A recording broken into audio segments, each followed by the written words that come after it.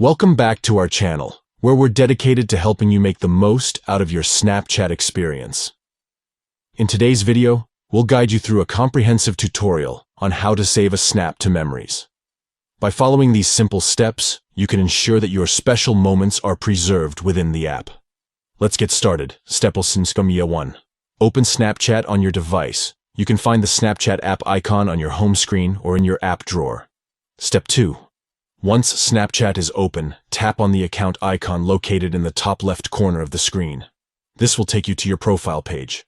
Step 3. On your profile page, look for the gear icon, which represents the settings. Tap on it to access the Snapchat settings. Step 4. In the settings menu, locate and tap on Memories. This option allows you to manage your saved snaps. Step 5. Within the Memories menu, tap on the Save button. This will enable the saving feature for your snaps.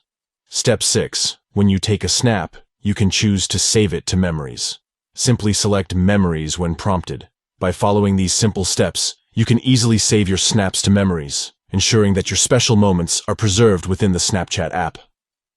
If you found this tutorial helpful, please give this video a thumbs up and consider subscribing to our channel for more valuable content. Thank you for watching, and stay tuned for more tips and tricks.